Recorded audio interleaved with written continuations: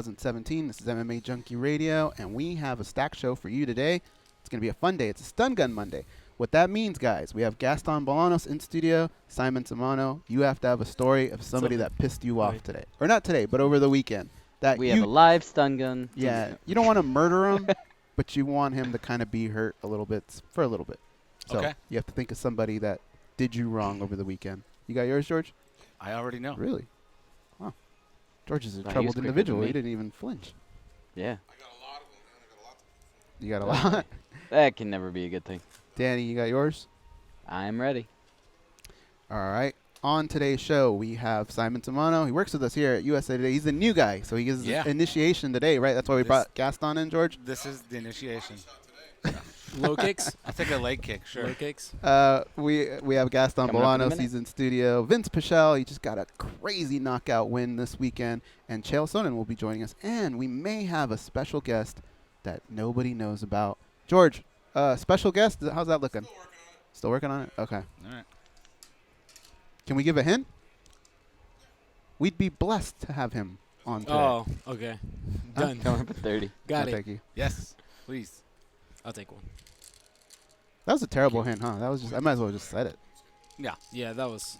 Yeah, you pretty much gave it away. I mean, yeah, man. Could have gone with like Hawaiian or something. Could have been anybody. Brad Tavares. Could have been Yancey. I fucked that up. Whoops. Start it all over again. Yeah. Thank you. Well, now you just raised the expectation level, so. I did, right? Yeah. Yeah. Now you guys have coming to up at really 10. bring it. All right, here we go. By. I should be good. But yeah, having him here is good. Good. This is your captain speaking. We are making our descent into Las Vegas McCarran Airport. On behalf of our crew, we'd like to thank you for flying MMAjunkie Airlines. Now please fasten your seatbelts and put your tray tables in your upright position because the descent is gonna be a little bit bumpy. Alright, Junkie Nation, it's time to roll, baby, on MMA Junkie Radio with Gorgeous George and Gold. This is what we doing while we do it, baby. All night long, we rollin'! Yeah! The MMA Junkie Radio revolution is upon us. Can you dig it? There's no escape. No escape. Through the vast frontier of cyberspace and through a sea of stars in outer space. One small step for man, one giant leap for mankind. We've solidified our combat communication stranglehold. We are controlling transmission. With the use of MMA Junkie Radio and SiriusXM satellite radio technology. MMA Junkie Radio. Commence transmission.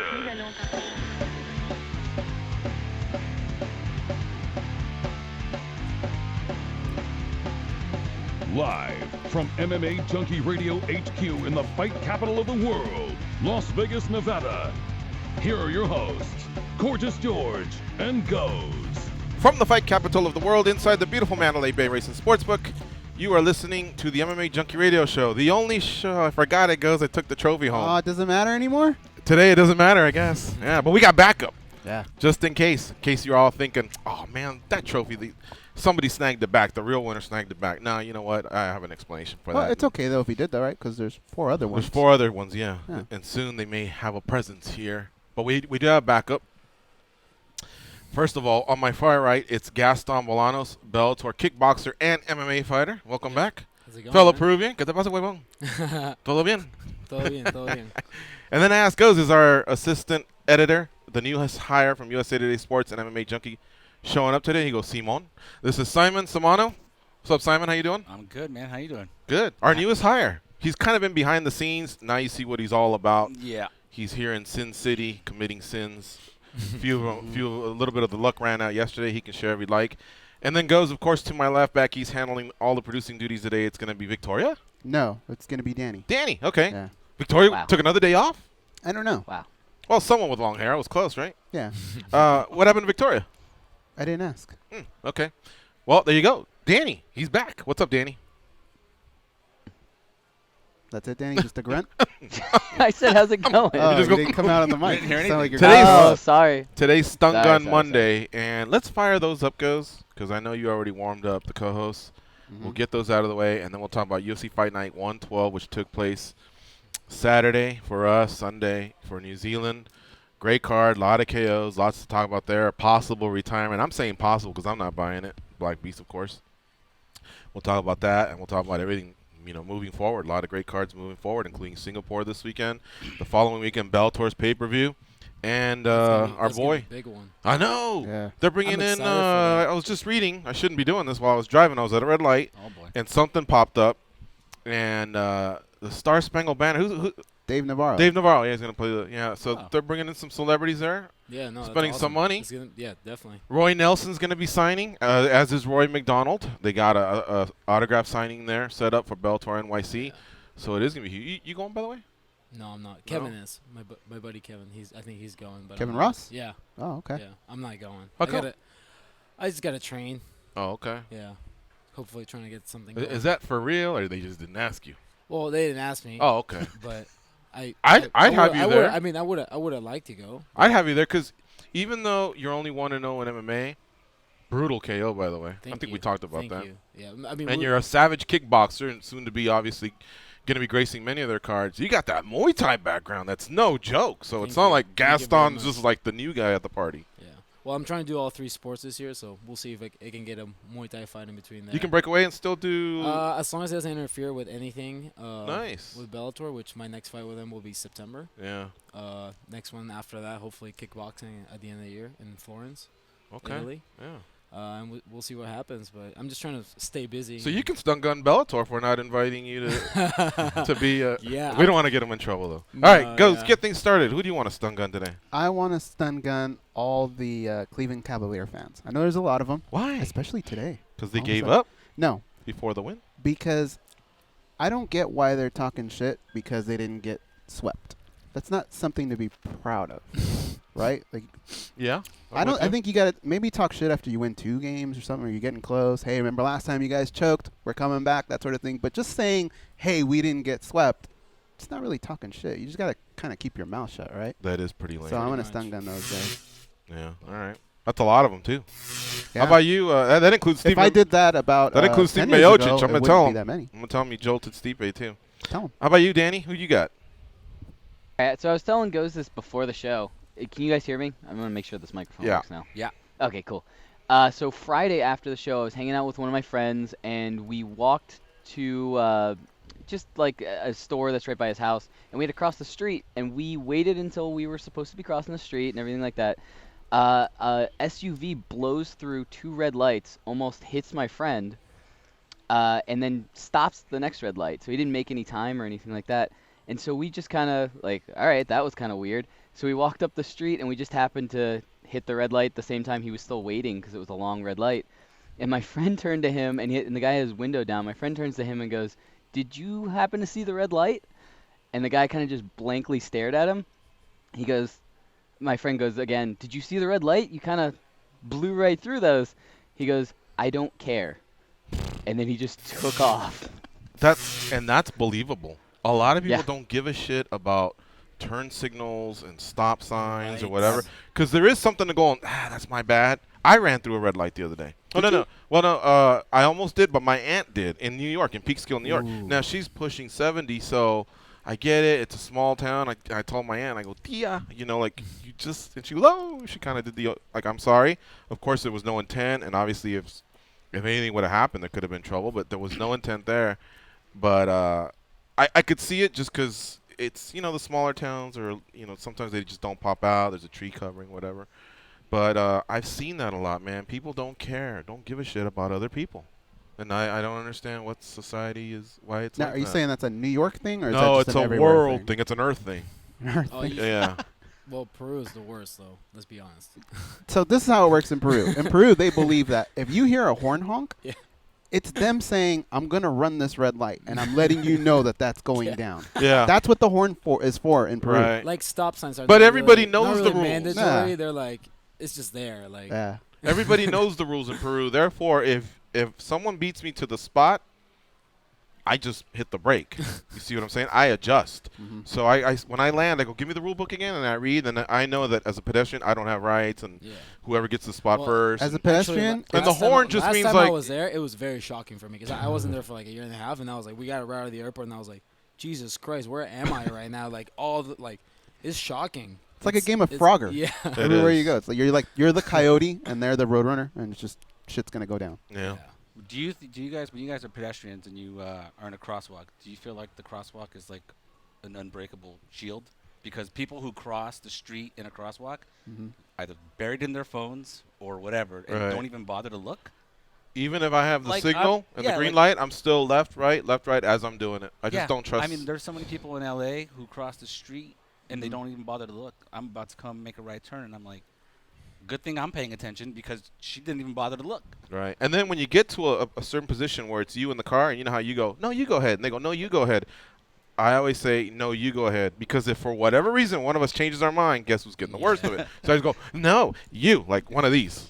After you. Seriously, after you. Not to be sarcastic, but just I want to make it clear that you shall go, and then I will be next. Especially because I got the little dog with me, you know? I'm kind of a dick. I shouldn't think that way, but for some reason when I am in a crosswalk, I think I do kind of think I'm untouchable. Almost like when you're a kid and you play tag. Remember when you get to base? Nobody can touch you. Or when you're talking shit and you go back to your parents' house and your parents come out, nobody's going to beat me up now. What about I'm that guy. What about when you're trying to make a right turn and the person in the crosswalk starts to cut off the crosswalk and angle towards us, and you have to wait even longer to make your turn. Yeah, I hate that guy. Pisses me off so much. So much. That's when you hit it, man. That is pretty bad. And you're buried in your phone. It happened in Inglewood the other day. Yeah. Well, glad your friend's okay, Danny. My stun gun comes from Muna in San Francisco, a listener of ours who's been with us for a while. He's actually a Jiu-Jitsu Hall of Famer. Look, this guy, I think he's hilarious. I love it when he calls in. I consider him a friend. We caught up with him when we were in Oakland. But he puts his post up on Facebook. He goes, hey, everyone, something zany happened. So I'm like, oh, yeah, what is it? You know, I'm scrolling to see how I can get to it. And he goes, I was sharing an Uber with this dude who's chewing gum, and it got on my nerves. And as soon as he got out of the car, me and the fucking cabbie, we're laughing our asses off. So I'm expecting something along the lines of Conor McGregor. Remember when Conor McGregor was in, I think, New York, and Diaz was kind of punking him, and he was like chewing real loud? That, or Sir Alex Ferguson. Remember, he used to chew it really bad, and they'd make fun of him on the puppet show? So something along the lines of that, or maybe even blowing a bubble. Dude, so he was slick. He kind of pointed the smartphone at him, caught like about a second and a half. He was just chewing his gum. So all I wrote, and the first three people were like, oh, my God, that's so nutty. And I just wrote, bro, I go, that was a waste of time. I didn't see anything. I didn't see anything egregious there. And, of course, he comes back and says, hey, man, what do you want me to do? Hold it and do this and do that and have him, laugh at me or whatever? I'm like, no, I don't want that. But if you're putting something out, and as I'm scrolling through my thousands of friends on Facebook, to see who's up to what, hey, congrats on the graduation, happy birthday, this and that. Well, shit, all that adds up, right? So all I'm saying is if you're going to waste our time with a headline like that, you know the game, right? The headline means something. Yes. Then you got to deliver. And he didn't deliver. But I couldn't believe he had the nerve to get mad at me, because if he would have looked at it and kept it real, he's a smart, educated man, he would have went, private message, you're right, I'm dumb. Should I take it down? No, instead he fires back. Zany to me is him chewing gum and juggling at the same time. Something where when you get out, you go, I got to tell everyone. This is a guy that just wants attention on Facebook or something. Hold right now. Good. We'll get to him in a second. You got a stun gun story, Simon? Yes. It's the guy who knocked me out of the World Series of Poker yesterday. Oh, man. It was not good. You had aces? No. He went in with a 6-7 offsuit? I was about 3.5 hours in. I was pretty much card dead. This was in the Millionaire Maker, by the way. Pretty much card dead. Called down a couple spots. Bad, but, I was pretty much card dead. I was down to about 15 big blinds, and I woke up with pocket kings. Mind you, I'd only been dealt an ace 4 times. And none of them were better than an ace-10. So to get kings, I was like, oh, I need this double up so bad. So I shoved all in my final 15. Big blinds. Guy calls me. Pre-flop. Pre-flop, okay. yeah, I shoved. And I got called by a guy who had pocket 6s. And he goes, I got that beat. And then a 6 hit on the flop. Oh. What are you gonna do? That's actually a gangster move, isn't it? Yeah. I mean, he said it with like a smirk and an asshole smile, like I got that beat when he flipped over his sixes. Just as the next six was like coming. he called me. I turned over my sixes, my kings, very confidently. Was his name Worm? I mean, did the dealer look like Matt Damon? Because they kind of called us pretty good. And that's how it went down. That's how bad the day was yesterday. So What were you thinking when he said that? Because you got the advantage. given all the cards I had seen in 3.5 hours, I was like, fuck, he might be right. Wow. But, you know, what are you going to do? Brutal. Gaston, anyone piss you off this past weekend? Yeah, so I was. Anybody post on Facebook, I was misleading or anything? I was at Encore Beach Club on Saturday. Thanks for the call, by the way. With my friends. You're always invited. Just hit me up, and you can always come through. I mean, I'm not. He's probably popping champagne bottles, cabanas, So here Hawaiian we go. tropic No, girls. we had just gotten there. Me and my friends like, all right, let's go to the bar and get a drink. This doesn't seem so packed. The bartender gives us a look, and like, obviously we're trying to get a drink. And then she made us wait. I'm not kidding. She made us wait 20 minutes. And even though the bar wasn't very packed, to get to us so we can give her money to give us a drink. So that was... So she was looking for like a little 20 to be sliding around? I don't know what she wanted. I was being very nice. I was like, hey, do you think I told her she made us wait 20 minutes, and she wasn't even doing anything else. Like, she was just kind of like being a jerk. Huh. Did you at any point think of saying, yo, like, I mean...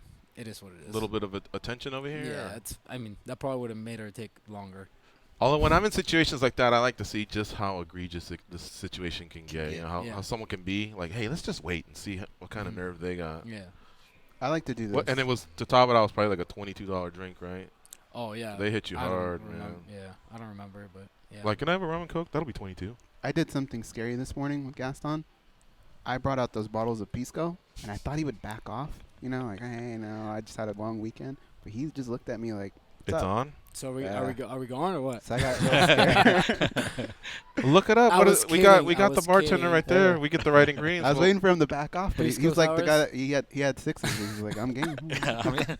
We've done it before, right? Yeah. Juliet's coming, so we have a ride home. And you guys Uber cabs or Uber to the airport. We can give you a ride? Yeah. Gaston backed up his flight just to do the show. Did you really? Yeah. I did. That's awesome. I did. Because he goes, I leave at 1. I go, it's 10 to 12. 10 a.m. to 12 p.m. He goes, okay, I'm hanging up right now to rearrange my schedule. Absolutely. Nice. Yeah. So thank you for doing that. Team player, man. Thank you guys for having me. Yeah. All right, so let's get to some of these callers. Marco can wait, for crying out loud. Let's get to Muna. He probably wants to get into this. What's up, Muna? How you doing? The Deceiver, we'll call you. I'll explain that. But first off, I want to stun gun a judge in Las Vegas who does the competition for a casual MMA fan, and we had this guy from the East Coast named Danny who answered questions most UFC fighters, much less MMA junkies, could have answered correctly. And instead of giving them a pass, no, they decided to be a hard ass and not pass him. So I want to stun gun that idiot who I'm not going to say his name. What are his initials? GG. I think it's GG. Okay. Or JJ. Just narrowed it down a little bit. Anyways, no worries. And George, I hear where you're coming from, but that's all I wanted to hear. In my defense. That's all I wanted to. Oh, no, here it comes. That's like saying, "Fuck you." No offense. But all right, let's hear it. I just want you to hear where I'm coming from. I'm sitting next to someone and when you chew, when you're chewing gum, do you chew with your mouth open or closed? Closed. Exactly. You can see in the video the guy had his mouth open. This was going on for 30 minutes in my ear, and I'm trying to be a polite guy. I'm not going to try to pull out my phone and start videotaping the guy. He's not being polite to you. But there's no reason you should be polite to him. True. If you're going to deliver the video. Again, the headline was deceiving. I felt like I actually cracked my knuckles and expanded the screen, right? And then I sat down. I think I even told the dog, Max, come here, Juliet, gather around. We're going to laugh our asses off. Yeah. Let me swallow this water. I don't want to spit take all over my laptop. Exactly. And I made sure I had the charger on. I didn't want to lose it halfway through the video and have to fight that. And as I'm sitting there, just some guy goes like this. That was it. And then he pans the camera back. See if we can find and then video. He shows the video. Oh, yeah. See if we can show it up here. Okay. Facebook's public, right? We can do that. It's all public. Yeah. So see if you can find it. And then, get this, he shows the cabbie Now, again, Moon and the cabbie are supposed to be laughing their asses off at this, and or not the cabbie, excuse me, the Uber driver. The Uber driver's, for one, we didn't even see him. I can't tell that he's laughing. He's just doing his job. So it was just poor video. Don't ever put his name in for videographer of the year. Oh, wait a minute, George. I'm watching the video right now. Are you? And he does have his mouth open. He looks like he can be very annoying. Now, granted, Muna's got to be a little bit of a detective here. Y'all think I... Oh. Yeah, read it. Let's go back to that real fast. Go back? Yeah. Y'all think I make these stories up. Now, remember, he's putting out stories where people are going, no, man, I don't believe it. I don't believe it. So he goes out of his way to put this. He goes, but I swear, on Bibles, obviously, if he had Bibles, he'd be swearing. I could post on 50% of the stuff I see daily. Dude was chewing the whole ride with his mouth open, smacking hella loud. People in NorCal use hella as if to say very fucking loud, right? Hella loud. When he got out, me and the driver lost it. So I'm expecting the driver to just be folded in park. He can't drive because they're laughing. I'm expecting some stuff here, and look what happens. Here's what happened.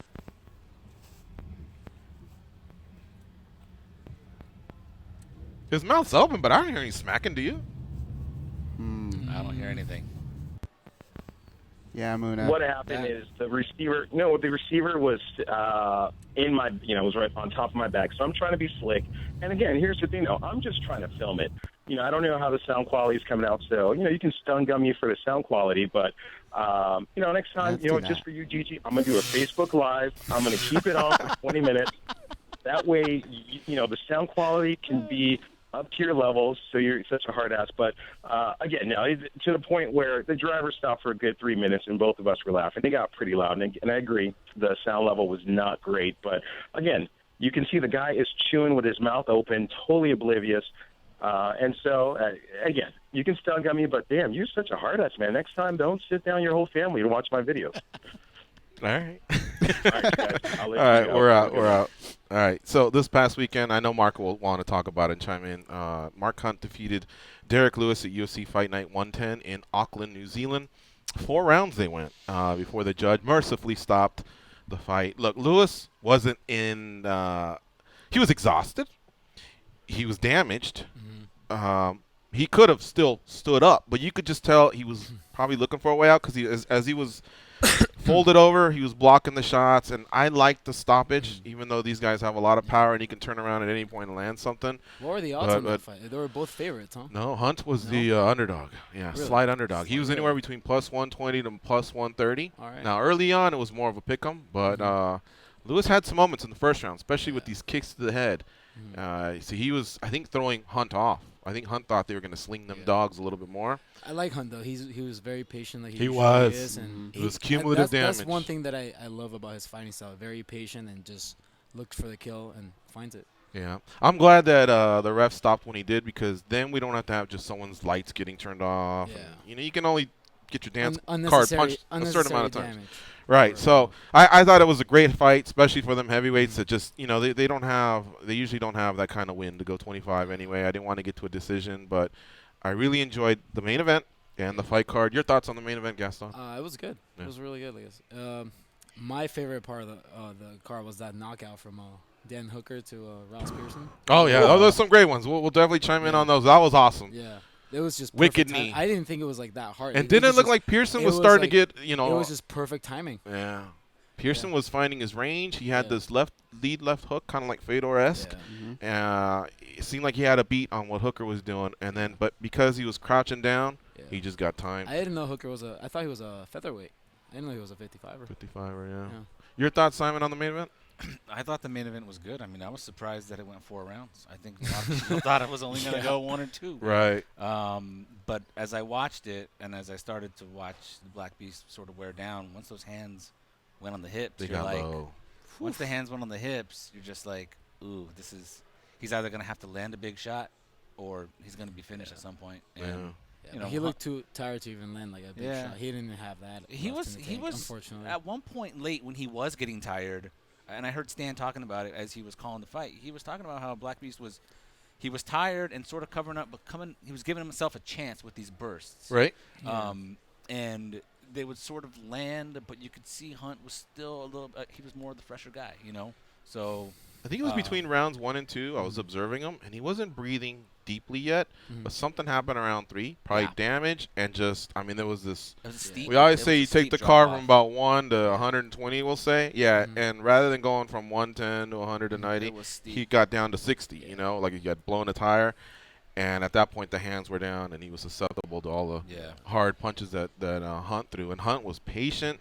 He was surgical. Got the job done in front of his home country. Born there, now lives in Australia. But solid performance. What do you think of Hunt goes and Lewis? That was a great fight, but it was a little hard for me to watch at times. When you start a fight like that, two heavyweights, you want them to just go at it. And then I started thinking about the stuff that Derek Lewis talked about before the fight. For starters, not wanting to take this fight because he wanted time off. He wanted to devote some time to his family. Right. And as getting the married fight, next weekend. Getting married. This as weekend, the fight sorry? was developing, I started thinking, man, I hope this isn't a guy that's just here because he was thrown an astronomical amount of money. And it started to look like that after a while. He just looked to kind of check out. And Hunt, credit to Hunt. Hunt was doing some great things in there. But when you have a prospect like that, you just don't want him to have that type of fight. And you're right. I thought the referee stoppage was on point. Yeah. It saved him. Mark Goddard. Could have been something He had some really great bad. moments. He's surely becoming one of the top 3 and out there. props to Mark Hunt because I said on Friday's show, I was a little worried about Mark Hunt because he just fought and he just got knocked out. Yeah. And he went right back into it, and I really didn't want this to. This could have been maybe his last fight. He looked in good shape, so credit to him. You're right. Black Beast looked like, man, I told you guys I didn't want to be here, but I'm here, you know, and he had some moments, but just not enough of them. All right, how about the retirement from well, no, sorry, he didn't actually officially declare it, but he led us to believe that this could be it. Derek Lewis, you buying it, or is this just a guy that was exhausted and wanted to get home, and more than likely we'll see him again? We've been interviewing Derek for a long time. Yeah. And when we first started interviewing Derek, he never said, I want to be a world champion or anything like that. He just said, I want to make enough money to pay off my house. And that turned into, make enough money to maybe pay off my house and buy a couple cars, something like that. He's never really been that guy that's told us he wants to be in here for a long time, do this for the rest of his life. So it didn't really shock me, especially with the comments that he made going into the fight. Right. But I don't think it'll hold because the more money you make, the more money you spend. Yeah. And bringing in a new family, I mean, I think we all wish we had a little bit more money just to give everybody a good life. And so I think after a little relaxation, some time away, he'll be back. That's how I phrased it. Especially after hearing some comments, from other heavyweights. Travis and stuff Brown, like that, Francis Ngannou, they're poking back. So, yeah, I hear you. I said the same thing. Get married, get some rest, really settle into the house, heal up some injuries. He revealed a lower back injury, and he also said lingering back injury, and that's a whole other topic. But, when it comes to UFC's insurance, I think you just want to say, it's a back injury. I just had, I just got it in the third. Who knows? Yeah. But regardless, that went down. I think he'll be back. You think he'll be back, Simon? It's tough to say. I mean, I feel like it could have just been an in-the-moment thing. Yeah. Disappointed. He's physically exhausted. He was mentally drained. Like you guys have been alluding to his comments all week. And so we know what his grind has been for the last 3 years. 12 fights or something like that, right? I mean, he's just – it's been crazy. And I think when you have a life moment coming up, like a wedding – I think you think about things like this a little bit, and it's not. Think about a Mai Tai, honeymoon sex, being with your kids, in maybe, beautiful weather. At that point, you're like, do I really need to fight? That's when you. Well, then maybe after that he clears his mind, and he really thinks about it. Right. I think it was just a heat of the moment thing. Yeah.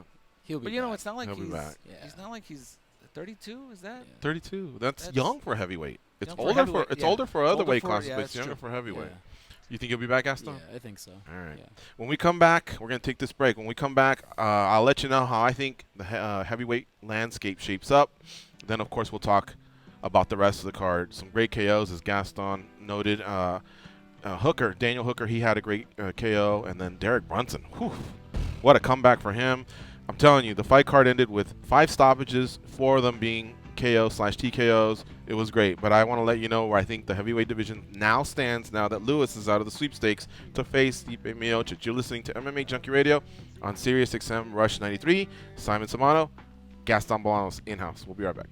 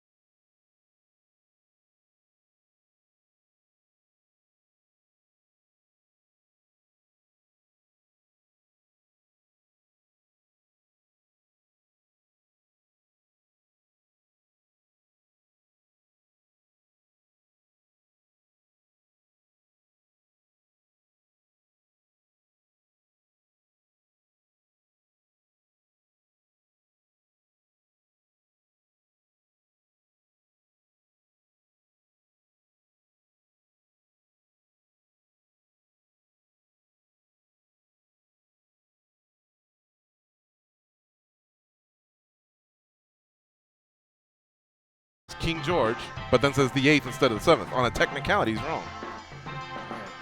Charm, compassion, common sense. These guys have none of that. You listen to them, so you're no better. I am awesome, though. They are Gorgeous George and Goes. Here are your other winners at UFC Fight Night 110. If I say something you want to chime in, do it. J.J. Aldrich defeated Chan Mi Jong on the Fight Pass portion of the card. Zach Otto defeated, for crying out loud, these are some tough names, Kiichi Kunimoto. John Moraga defeated Ashkan Mkhitaryan. Luke Jumao defeated Dominic Steele. Vince Pichel, a guest of ours today, defeated Damian Brown.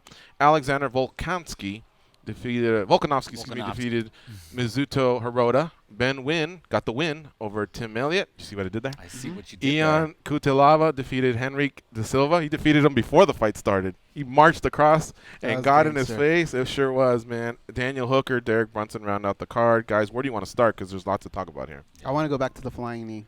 Hooker. Sorry, it wasn't a flying knee. It was just a knee. But it was a long well-timed. It was a well-timed. Against Ross Pearson in the second round. Okay. So you saw it. Did you feel like, because George was alluding to the left hook that Ross kept throwing, and every time he threw it, he was a little bit short on some of them, and then he started to overcommit a little bit. Do you think that's something he saw and threw that? I think that just shows you how high of his fight IQ is, really, because he saw him doing that and then just went right for it. And it didn't really seem like it was obviously hard because it put him down, but it was more like the perfect timing of it, in my opinion.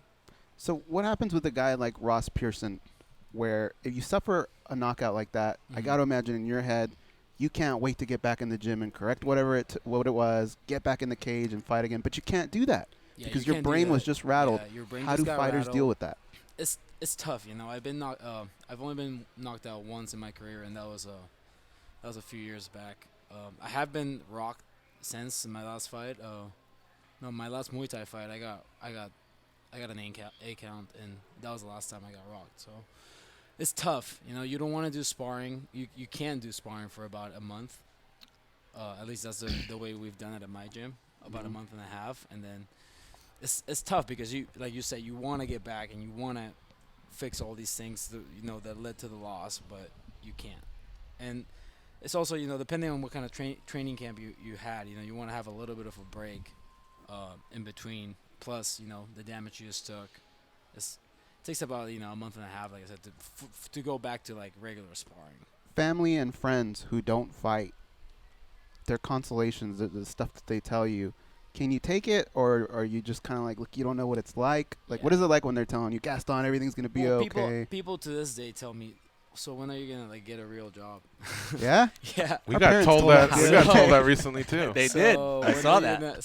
When are you going to start doing, like, something?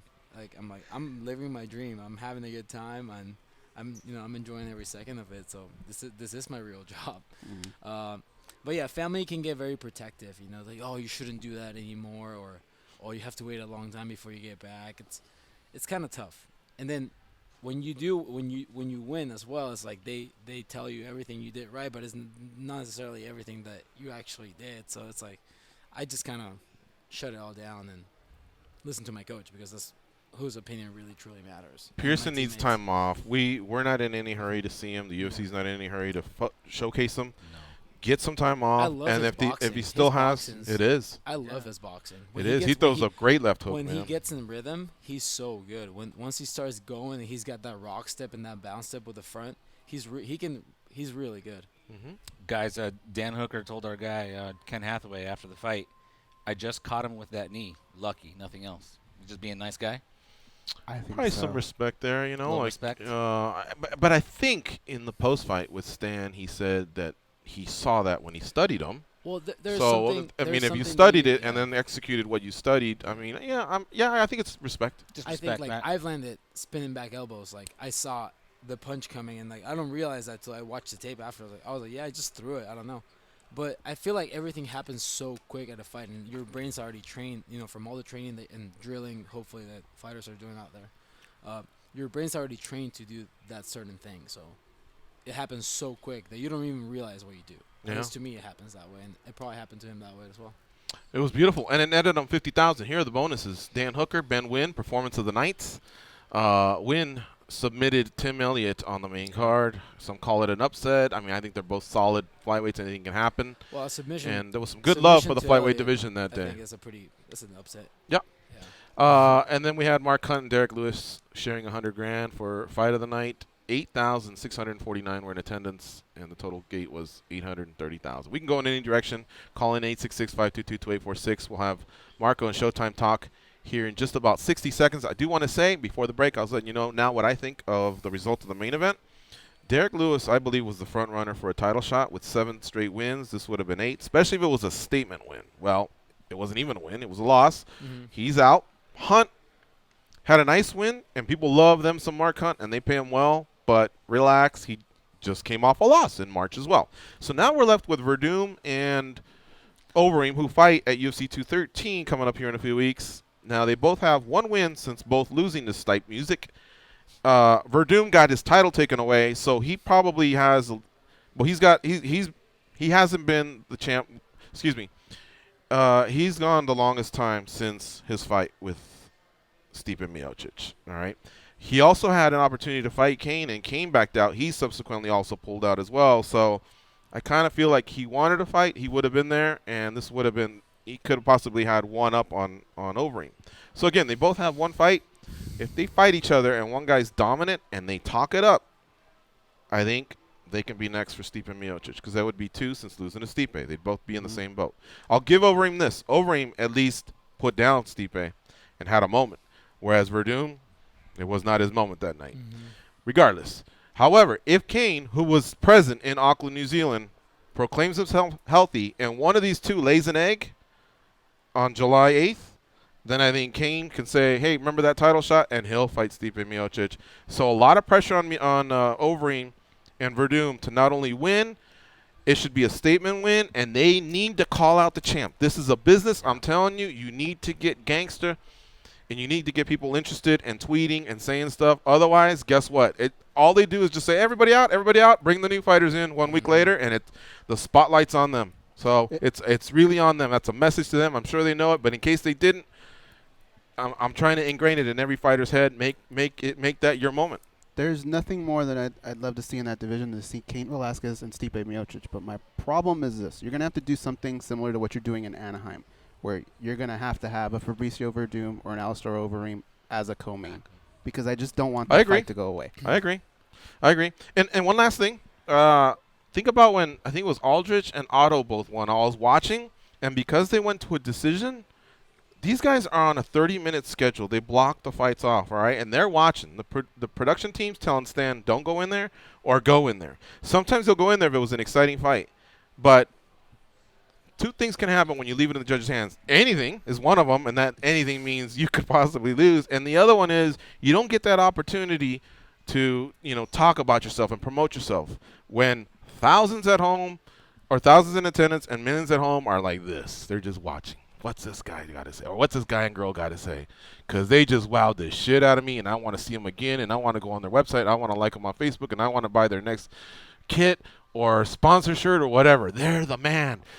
She's the woman or whatever. That's that one moment where as fans we're like, oh my God, did you see that? Who is it? I want to follow. I want to do this. But you don't have that opportunity if you go to some of these decisions. Now, some of these fighters really try and turn it on and do it, and others coast to a win. But, man, I can't emphasize it enough how important these walks are. You get about 20 walks in your career at high levels in front of TV and everything. You got to make the most of them, because pretty soon you start to retire and you think you have enough. Promoters tell you have enough, and guess what? You don't have enough. And next thing you know, you're like, hey, I'm 46. Can I fight again? And I don't want people to go through that. I'm still scared of TBI and what may happen. I'm on a rant. I should just shut up. Let's get to Marco in Waco, Texas. What's up, Marco? How you doing? Marco from Waco, que pasa, vatos, and the co-host. Hey, I want a stone gun. Whatever book is kicking my ass right now, because the scenes that are coming out of my body can freaking start their own alien horror movie.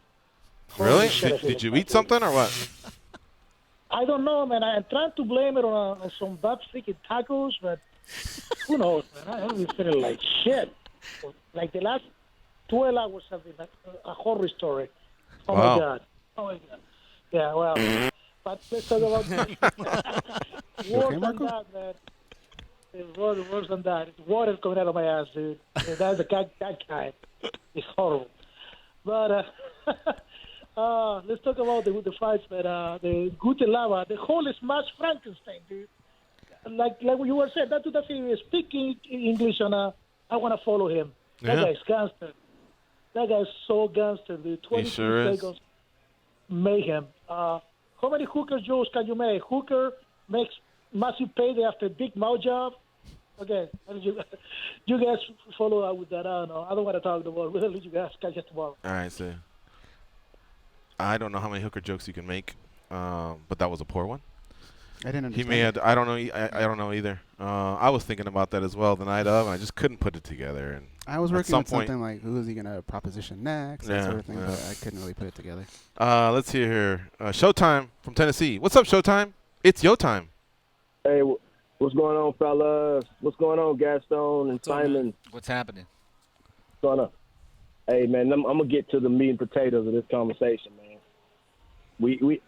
I'm a big Black Beast fan. I love him, and I competed on competed in sports, collegiate level and a little bit, I guess you want to say, the pro level. He quit, man. He wanted out of there, man. I'm gonna ride with him when you give it all you got, but he quit. Mark Hunt showed more heart at the end of the night. He showed more heart, man. He was trying to get out of there. I would have rather seen him go out on the shield than just bend over and go out like that. So the shit that he getting on social media now, he gonna get it. He deserved to get it, because when you talk a big game, when you quit, you gonna get it. And to me, man, the best fight of the night was the female fight, man. Those two females, man, fought. I'm talking about they fought. That was a great fight. 15 minutes of fight. Did you want to say something? No, that was I thought that was an entertaining fight. I agree. I mean, it was easily the most entertaining fight on the prelims. And I thought they went back and forth. I mean, that was some good stuff. I mean, she's only 19 years old. She's going to get so much better in her next performance, Chan Mi. So, yeah, I loved that fight. Yeah, and both of them making all kinds of noises when they're throwing their strikes. But they got the crowd into it, and even in between rounds, they're sitting, they're yelling, they're getting the crowd hyped up. So it was a good fight. I liked it, but I would say I really liked the sequence of how Pichel won. Just being able to catch him with that uppercut, that was pretty vicious. And I like the Hunt-Lewis fight, so I like those ones better than the female fight. But the female fight was fun. I think when you it's a little gray area. It's tough to say fighters quit because you don't really know what's exactly going on with injuries and stuff like that. But I think the one thing Derek will do when he goes back and watches the video is he'll realize I think neither guy threw a strike until like the end of the first minute. And then I don't think Derek threw his hands until like 2 minutes into the fight. He kept throwing that kick. And I think that's the one thing he may go back and go, he started to this swing and miss a lot too. Right here. He started to swing and miss a lot. And I thought he had something with the uppercut, but then he started swinging and missing a few times. And I mean, Showtime, I'm usually like you where I'll call it like I see it. I saw a little bit of quit, but God, I thought he went a whole round further than other heavyweights that I think would have quit and just given it up, So he was gassed. Yeah. He took damage. And then how about the revealing Instagram post from Robert Phelles that he was eating about an hour before his fight, chicken and ribs. So I wanted to ask Gaston, what's the cutoff for a meal? I personally like to go in there a little hungry. Yeah, really? Personally, like whatever fight I'm doing. If you're fighting, let's say 8 p.m., what's the last time you want to have a meal? I'll have lunch. And 12? I'll have like a couple bars, that's it. Okay. It reminded me, guys, of 1981 when Roberto Duran did No Mas, and they asked him, and he had allegedly had a steak later in the night, with I'm sure the fixins or whatever. Yeah. Right. But I think that may have played a part. Let's just say there is a lower back injury. Let's just say 15, almost 20 minutes of Mark Hunt in front of you. The damage, like I said, your wind. Hunt definitely found his rhythm throughout the fight, and you can see that.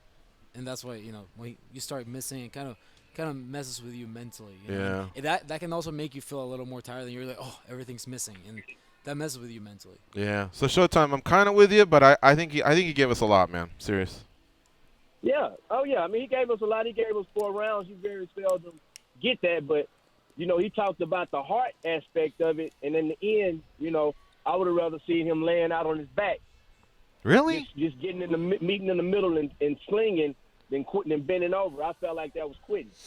Well, here's the thing, though. I think at some point it's just exhausting to pick your arms up and throw these strikes. And I think he just really had zero. He showed us that. I mean, once they go on the hips. Yeah, I don't even think he had enough to do that, man. Yeah. But all right, no worries.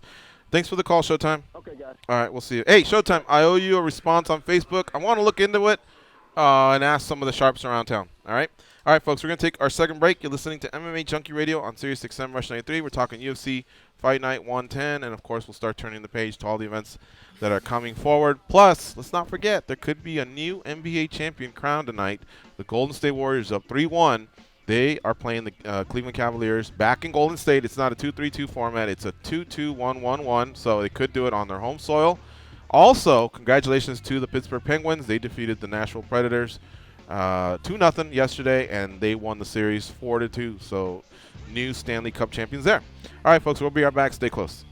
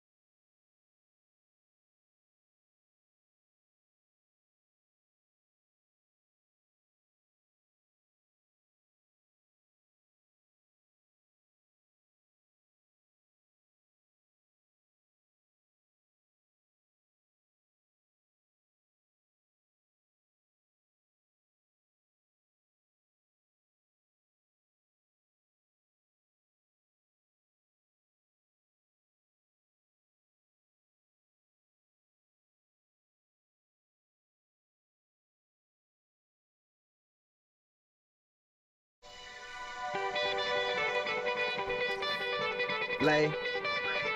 Sir. Yeah. They pat down TSA agents because they don't know where those people have been. And because they can. They are Gorgeous George and Goes. And this is MMA Junkie Radio. All right, we got a few minutes here.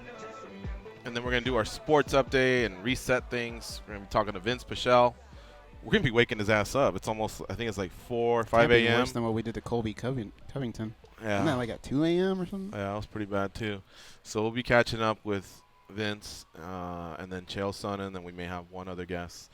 We got a couple minutes here before we get to the break. But Gaston, care to share a street fight story with us?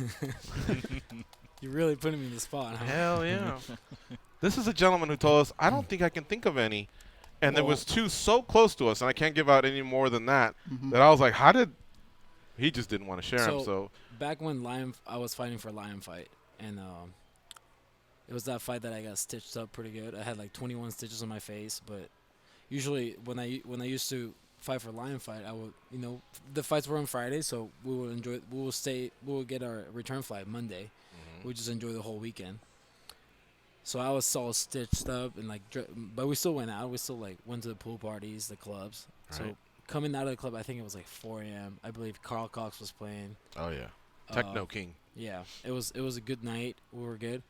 This guy, I don't know. I didn't know this guy. He just grabs me, and like starts saying something in maybe Portuguese. I don't know if it was Portuguese. I don't even know what he was speaking, to be honest. If it was Portuguese, I probably would have caught on to it because I speak Spanish. You know. Did he by any chance say vamos here? No. Oh, okay. He didn't say that. All right. He just grabs me out of nowhere. I'm like, dude, I don't know you. Like, get off of me. Like, I have no clue. I've never seen this guy ever in my life. I'm not even kidding. Like, I didn't say anything. He's being playful or confrontational? No, he's just like, he starts like following us, our whole little group that we had. Damn. And yeah, he just grabs me, and I'm like, dude, like, I don't know you. I don't know where you're. And then tries to start to fight me. Then my buddy comes, tries to push him away, just clocks my buddy right in the face. Ooh. Whoa. Drops him. I'm like, oh, Jesus Christ, this is happening right now. Like, I didn't think we were going to get there that quick. And then so I grab the guy, and then my buddy gets up and grabs him too. And then so they're both on the ground, and like, I'm just trying to pick shots. So I start kind of ground and pounding the guy. Mm-hmm. And then I just like, his face was right there. I almost kicked him like right, and I was like, no. Shoot box style? Yeah. So I just kicked him in the ribs. And then that was it. I thought you were going to say you didn't kick him at all. You kicked him in the ribs? Yeah. But I was like. Well, that sounds like a guy who had it coming to him, right? Group too. Yeah. Yeah, but I don't know. The thing, like, it was like out of nowhere. He Yeah. must have been like a lot of drugs. And then we got taken into like the little holding cell. Yeah. And then they're like, you start like, you need to watch the tape because we didn't do anything. And I did want to press charges because my wife was there. It was, we had friends there. We had like four of her girlfriends were there. And it was just me and my buddy, and I was like, we do want to press charges. But when you say that, they're like, all right, we got to call the cops. Takes 2 hours. Yeah. It takes 3 hours. And this guy, he was on so much stuff. He was like screaming when we're like, I don't even know what he was saying. Good one. We have one more in the second hour coming. U.S. Open week has begun, and we're getting ready for the second major of 2017, which will be held at the relatively unknown Erin Hills in Wisconsin. Where? Erin Hills. I never heard of that one. U.S. Open Radio is on Sirius 208 XM 92 and on the Sirius XM app.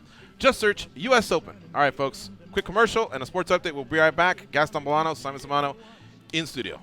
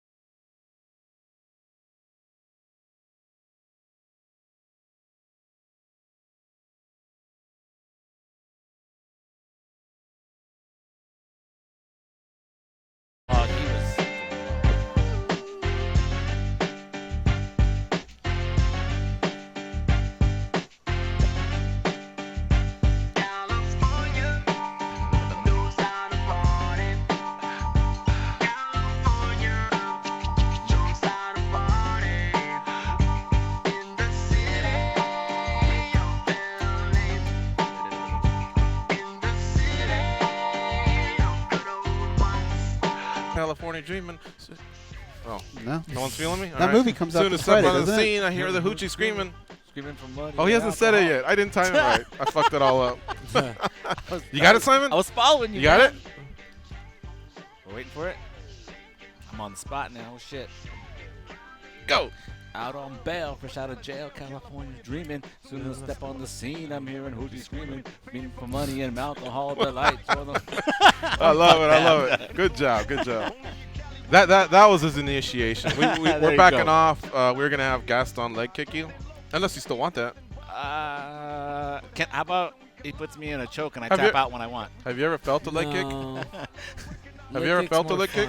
I have not felt a leg kick before. No. You want to feel one? Not a real one. How about a 2 out of 10? Yeah, like tap it. I don't even know if I want to feel that. Okay, well, yeah. Shit. Yeah? Yeah. Just like a 2 out of 10. You'll do a 2 out of 10? Yeah, but like Gaston, I am in no way winking. This guy's a big player, so we don't want to get in trouble. We don't want to get fired. So just a 2 out of 10. Can you do that? Yeah. All right, step over here, guys. Oh, shit. Oh, you This gonna is do it now? happening. This is Simon Samano's happening. initiation. All right, hold on. Let me adjust the camera a little bit. Yeah. And so here's what happens. Here's why I'm doing this.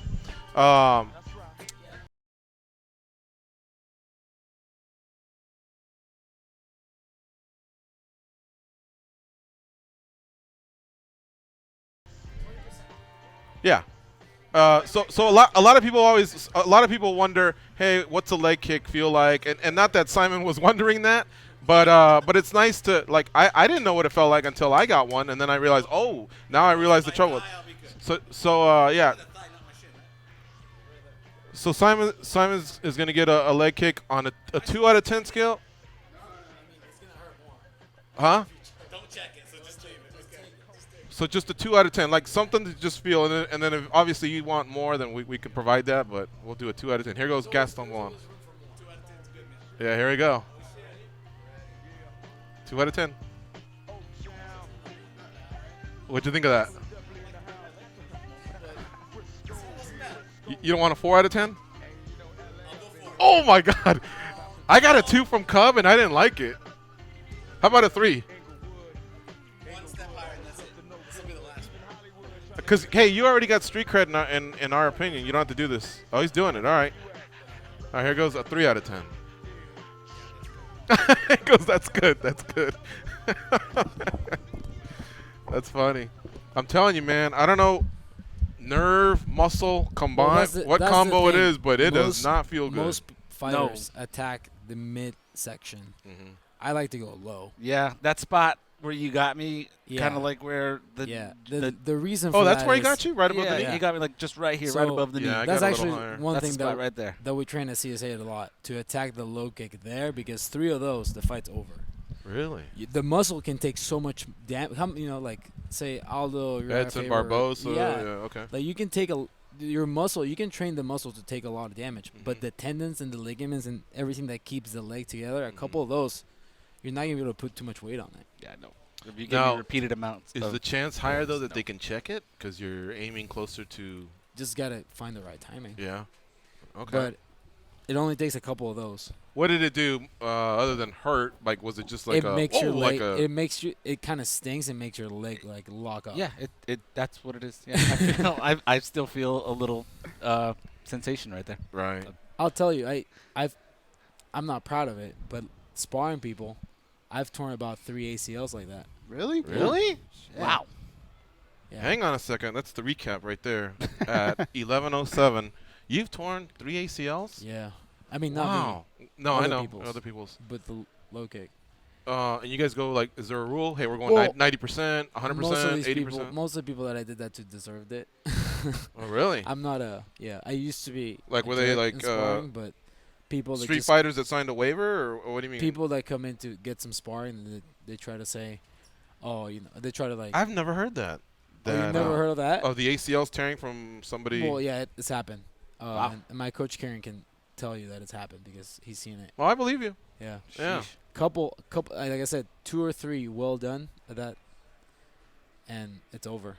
So Cub Swanson did a 2 out of 10 to Goz and I, Mhm. 10 years ago, and because we wanted to learn more about the choke, you know, he was guillotining us and things like that. That was the worst one. Was it? It wasn't a guillotine. I don't remember what it was, but I just remember it wasn't like not being able to feel oxygen. It was my brain feeling like it was going to shoot out of the back of my head. Yeah, it's like a panic, man. Yeah. And you guys are making these split-second decisions on what defense, where to turn your head or to fight the hands or to do this or to do that. And all the while having taken some damage prior to it in front of millions at home, thousands in the arena, and now you've depleted some of your gas tanks. So it's not like you're fresh when you're doing it. But when Cub did it, he did the same thing. It's more like just the motion, and he hit his shin right on the thigh. And I just remember going, "Oh my God!" Like that sucks. And what it would make me want to do is obviously think about changing my stance. And as I'm thinking about that, like whether I can be whether I can even go southpaw or not. Or just the fact that I'm thinking of anything rather than doing my offense. Now that guy's leading the dance. You know what I mean? And well, exactly. That's why I said it's about timing, setting it up properly, and then using that fake. After landing it a couple times, they're gonna be afraid of it. So just using that to open other tools. So why do you think Jose didn't throw one 2 weeks ago? He should have. Right. I mean, though it would have been maybe. I mean, I think Holloway's coming in hot regardless. He's been, tearing people up. He only lost to Conor, right? So he did. In fact, I was gonna say, God, who was it? Ion Cutelaba. A lot of people were saying he looked great. He could be next. He could be. If you look back, he suffered a couple losses. One was to Misha Serknikov. I know that for sure. And the other one was, I forget. I could look it up right. Well, I'll look it up right now. And it reminded me of the trajectory he's on is similar to Max. Max lost to Bermudez and Conor, I believe, back-to-back. Is that you want to get dual windows in your house? Okay. I've been rude to him, been nice to him, and I'm just on some list. I think they're like, hey, put him on the asshole list. Let's just bug him anyway, even though we said, oh, sorry, sir, we'll never do it again. That's a tip to you all. If somebody calls you and you want to get your carpet upgraded or a new roof, just be respectful and say, sorry, I'm no longer a homeowner or whatever. And if it takes you 2 minutes, let them do their pitch, end the call. But I'm telling you, if you come hard at them, I think and you say, take me off the list, I think they actually put you on a list just to goof off. And they pass it around. I got about 100 block numbers, and it's still the same company somehow is rerouting. But Viagra's a weird name for a window company. So this Ion Cutelaba guy, he lost to, there it is, Jared Cannonier and Misha Serknikov. He looks like he's getting a lot better, and it reminds me of Holloway. He lost to Bermudez and Conor, and dude, he just improved since then, and I think that's what's happening with Cutelaba. But can I ask you a question? Yeah. So with the Cutelaba thing, he walked all the way across the cage, right, and stared at De Silva. Like if you were De Silva in that situation and your opponent in the beginning of the fight, I've seen, Junior comes out to the center, Conor comes out to the center. He walked all the way through. I didn't watch it. He walked all the way across before the fight started, got in De Silva's face, and the referee seemingly didn't get in the middle of it. I think it surprised him. He probably didn't think he was going all the way. Do you know what you would do in that situation if a fighter, just before you're about to go? I would just laugh, to be honest. Like, I mean, I've been doing this for so long now, since I was 11, 12 years old, that intimidation is not really something that affects me that much. I've had people come into come like this, so close, push me. I've had it all happen, and I'm like, it doesn't matter what you do right now. Tomorrow, luckily.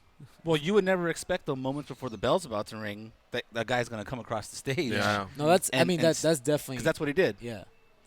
I think I would push him. Like, get back there. I wouldn't punch him, but I think I would push him. Yeah. But just because I'm trying to save my street cred, although I guess if I'm already in the cage, I'm already a badass, right? But still, he got right up on him, and the other guy was like, hey, what are you doing? Yeah. And I'm thinking, man, do something back. It's funny because as it happened and I saw him walk and then he got past the center, I thought about the Glory incident earlier in the day. Yeah. And I was like, we're about to have some crazy shit happen right now because that's crazy. They're going to fight before the bell rings. Like how many people jumped in the ring to beat that guy up? Two got shots in on him. So what happened was, folks, I don't know the name of the fighters. Do you, Gaston?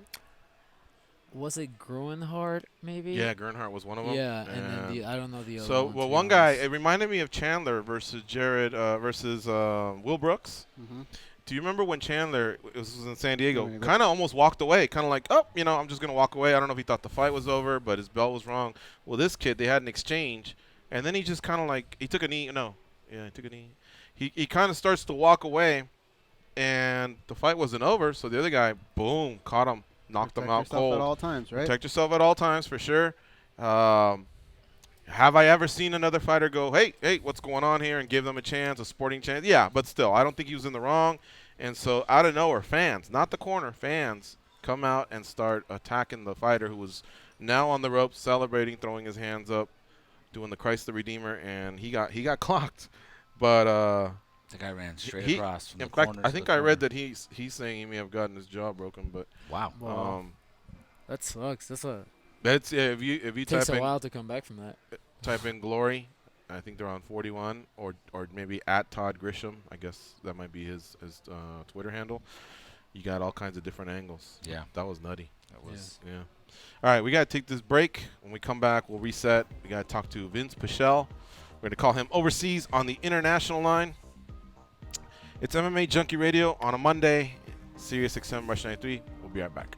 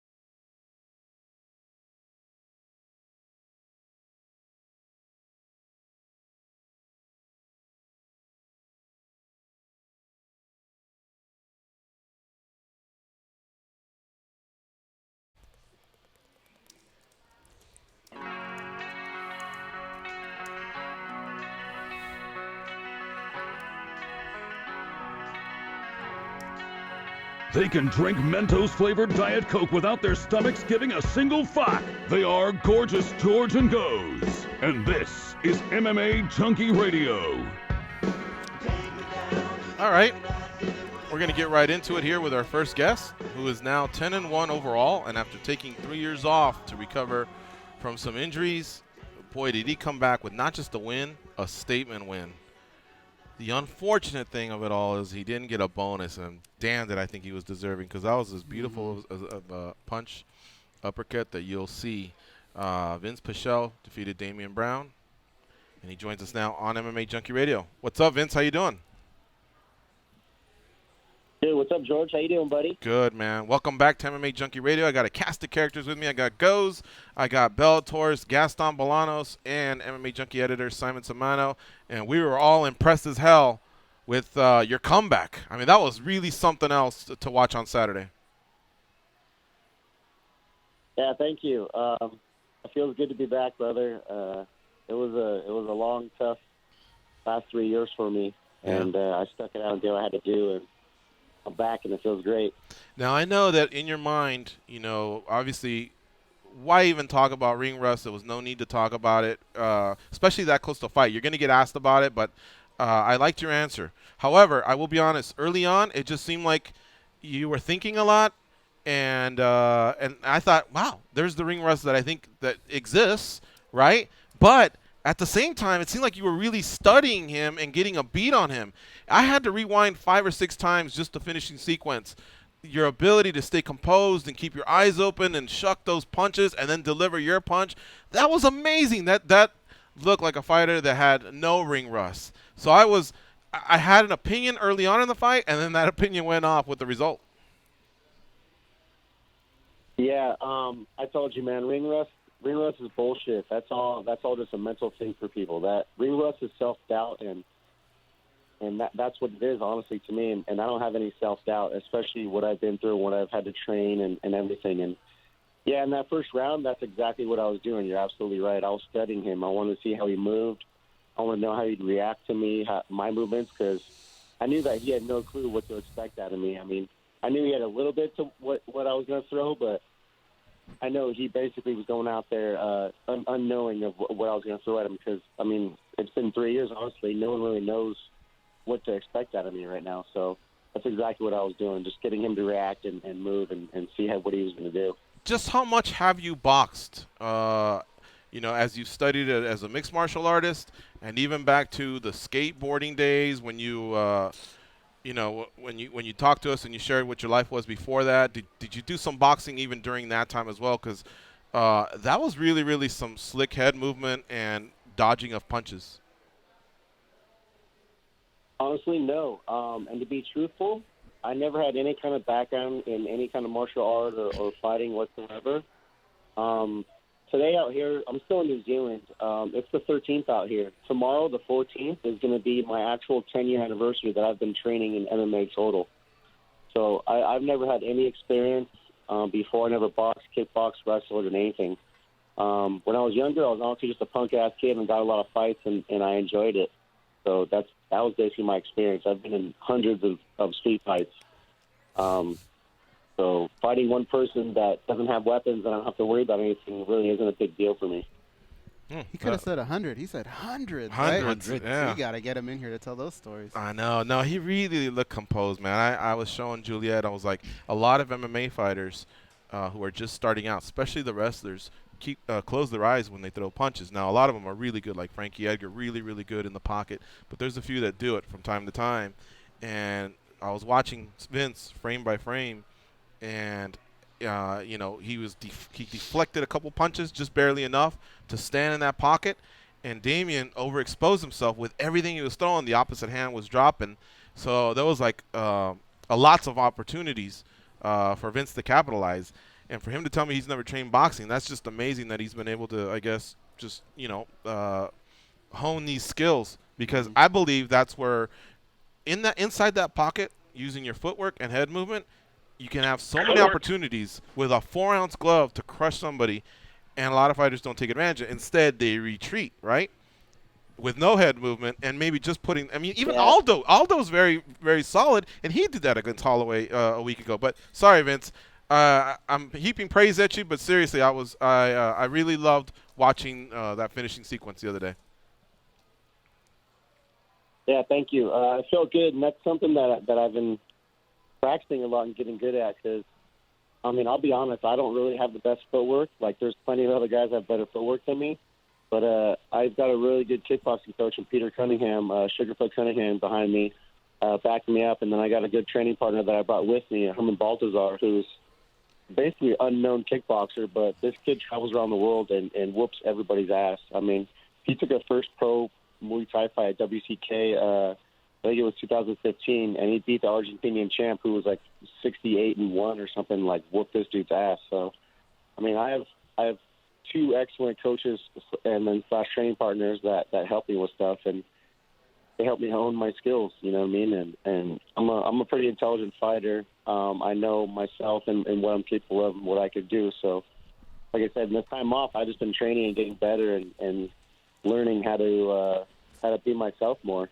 and use more of my technical side. A lot of people don't know how technical I could be. Our guest is Vinc Pichel. He's coming off a win at UFC Fight Night 110 in Auckland, New Zealand. He defeated Damian Brown. Goes, what do you have for Vince? Vince, I would imagine that the way you got your victory, the timing of all of it, could have been the best case scenario for you. But was there like a little piece of you, because of the layoff and all that, that wished the fight went a little bit longer just to get more work and maybe some of that frustration out? Honestly, yes. I wasn't really expecting him to get so desperate so quick and come after me. I thought he was gonna try to pick me apart a little bit and stick and move more, but he didn't. So yeah, I kind of wish it did go out a little longer. Maybe I would have got the fight or performance bonus or something. I thought I was going to get that knockout bonus until Dan Hooker came along, that son of a bitch. Yeah. It is what it is. I hope you get a discretionary bonus or something, my man, because that was really, really slick. So I hope when you get home there's an envelope waiting for you. Yeah, that'd be cool. I mean, I would definitely appreciate that. Yeah, I just had a good time, and honestly, like, things have been falling apart so bad for me the last few years. It feels good to have them back together again. Well, you know, you've been very open about all the stuff that happened in your life and going through that rough time.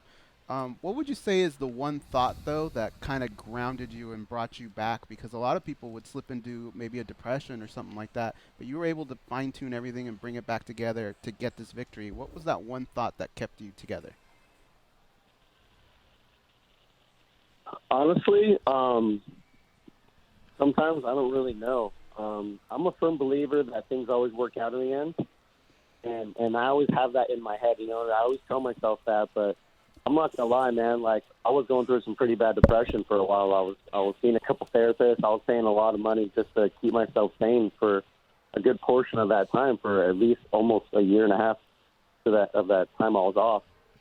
So it was definitely really hard, but I don't know, man. It's diversity kind of lights a fire under my ass. You know, like every time someone does me dirty or something bad happens, instead of me just dwelling on it and letting it totally just eat me alive and kill me, I use it and I let it light a fire under my ass. And I don't know. My anger drives me the most.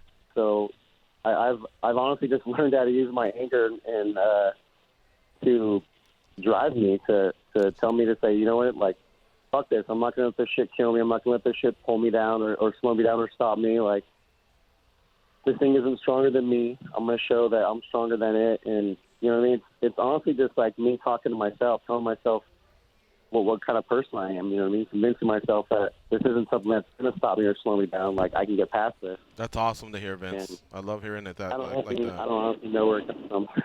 Yeah, no. Listen, we also have editor from USA Today Sports and MMAjunkie, Simon Samano, here in studio with us. He's got a couple questions for you. Go ahead, Simon. What do you have? Vince, first of all, congratulations. Great win on Saturday night. Wanted to ask, you know, you brought up we had such a great night on Saturday with all these finishes. You know, Dan Hooker came along. You kind of had a bonus taken from you.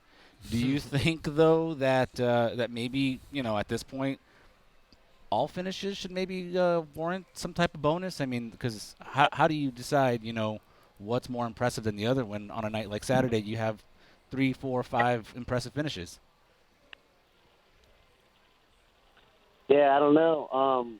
Honestly, I guess it's just like a gray area because it's at their discretion. So whatever they feel was, you know, the more deserving one.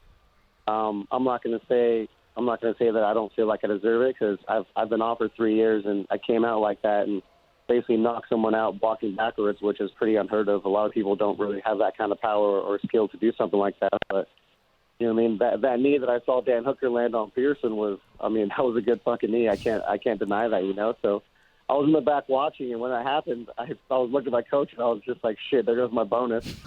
But you know, what I mean, I'm a realist, man. I don't lie to myself. I don't lie to others. So when credit's due, I give credit. And I knew exactly when Dan Hooker landed. I knew that he's probably going to be the one to steal it. I mean, Brunson's stop was good, and then the other light heavyweight, I don't remember the guy's name. That beast. Utalaba. Took that big knock. Yeah, that was a pretty sick knockout too. I feel like I beat those 2 knockouts with mine, but I definitely don't feel like I beat Dan Hooker just because that knee was well placed. Right. Other thing I wanted to ask was, you mentioned, you've been out. We know you've been out for 3 years, and you mentioned that people don't know what to expect from you at the moment. Do you sort of feel that fighters not knowing what to expect, this is something that's going to play to your advantage in your next fight and moving forward? Oh, yeah, for sure. In the UFC, I mean, every advantage you can get, you're going to take, you know what I mean? So I know basically every fighter well, honestly, not every fighter. I guess everyone has their own little way of going about things. Like some guys watch tape religiously, some guys watch a little tape, some guys don't watch tape at all. So I don't really honestly think of it as someone has a way to look at me or study me or anything like that, because I really don't care. My strengths are my strengths, and the way I am, it's like, go ahead and try to stop my strengths, you son of a bitch. Like, you're not going to slow me down. Like, I'm still going to hit you with what I hit you with. And that's why in the very opening round, I hit him with that 1-2, and I threw that right hand hard to knock him back and let him know that if he blocked or not, he's going to have to deal with some power.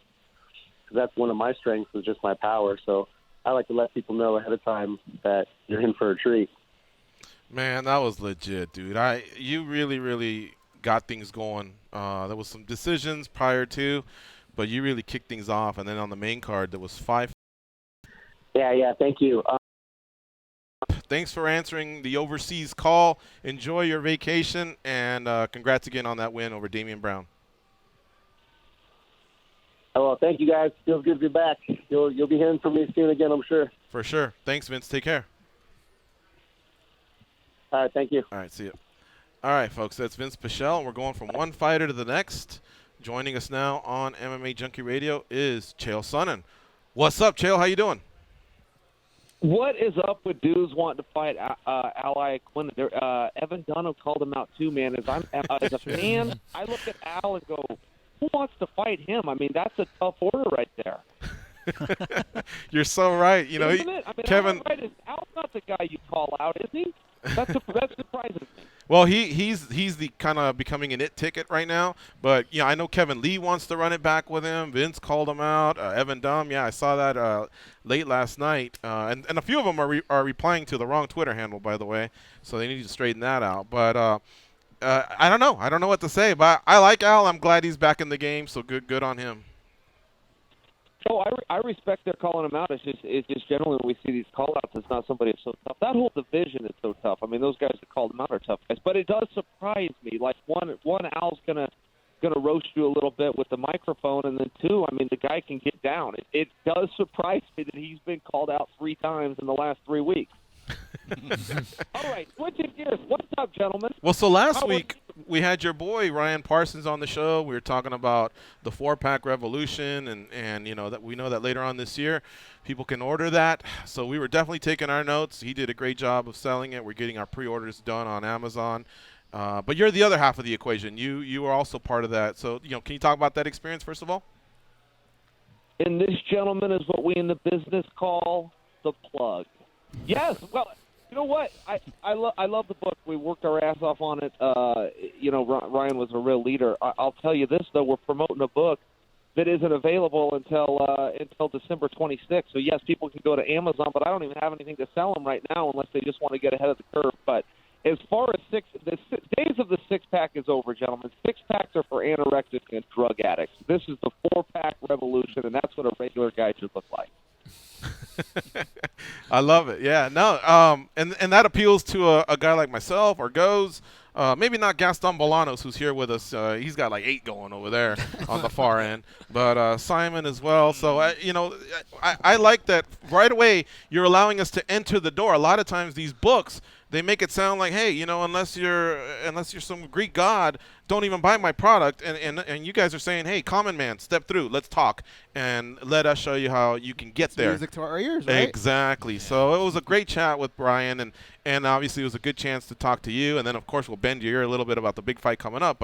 But yeah, I can't wait to get my hands on the book. I appreciate it. We will make sure that you get a copy the second that it comes out, and I do not mean that. It just seemed like a nice thing to say. Let's get into the fight. Let's get into it, yeah. So, for one, part of the fun of Chael Sonnen, the reason you pay Chael Sonnen a lot of money is, for one, you always show up with the cup. No, it probably saved us both a fine. I really don't think that it's a safe thing to put us in the same room. We've done that before. It just doesn't seem to work. I remember the day that the co-interview came about. I was getting ready to fight on a Fox card. It was with Michael Bisping. I was on a call like this. I called in, minding my own business, and then boom, he's on the call as well. I was like, it just doesn't work. It's really weird, and it gets exemplified when you put somebody in the same room for a camera type shot, like you'd see a tough thing to do. And I also times we saw what happened with Jones and Cormier. And I don't know that anybody learned a lesson from that. And so those were my only thoughts on that. I did think it was bizarre. I mean, look, he's 0 for 2 in baseball terms. He's only got one more time at bat here, and that is to come to the fight. And I believe he will come, but I'm not bullish on that. I'm not positive. Yeah. Well, I'll tell you what, Chael, I will say this. And first of all, you had some nice comments towards Goz and I for our 10-year anniversary, 2,500 shows, and you mentioned our studio at Mandalay Bay. So thank you for that kind compliment. But in the studio, we have these big screens where we watch ESPN and Fox Sports 1 and Spike and everything. And I'm telling you, when stuff like Jones and Cormier goes down or gold, it works. Can't force them to hop on the plane. That is true. Right, they ended up having sanctions. There was, massive fines along with community service that got handed down. Mandalay and I are only 2 weeks out. We don't have time for any of that stuff. It's like I get why, there is a positive there, but I think you would also understand my point that maybe it was just better left alone. As long as he's come to the fight, let's just go do the fight. Goz, what do you have for Chael Sonnen? Chael, I'm sure the first time this fight was supposed to go down, you probably envisioned in your head how this fight would play out. A few years have gone by now. How different is that vision from what it was a few years ago?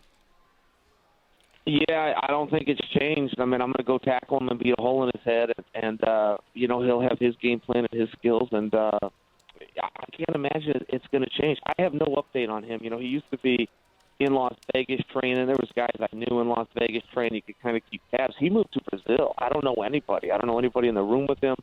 I don't know who's coaching him, training him. I just have no insight. Where he has this pressure of maybe defending Brazil at the same time as his own personal honor. Do you feel like that's something that weighs on him a little bit? Yeah, I would imagine it would, and he kind of inserted himself into that. I don't really know where he came from. I had a beef with Anderson Silva. It got settled fair and square, and we both moved on with our lives, and all of a sudden Vandalay was coming in like he was going to be the white knight. I'm kind of going, Vandalay, Anderson spoke for himself on that one. I'm not really sure how you got inserted here. I have my own set of problems with Vandalay Silva, but why he chose to bear that burden, that was a personal choice. He really had nothing to do with it. I explained that to him one time. Hey, this is between me and Anderson answered for it. Or Anderson handled business. I had to answer for it. It's just the way that the story ended. But here he is, and he's elected that role. We also have Simon Samano here from USA Today. Simon, what do you have for Chael Sonnen? Hey, Chael, how's it going?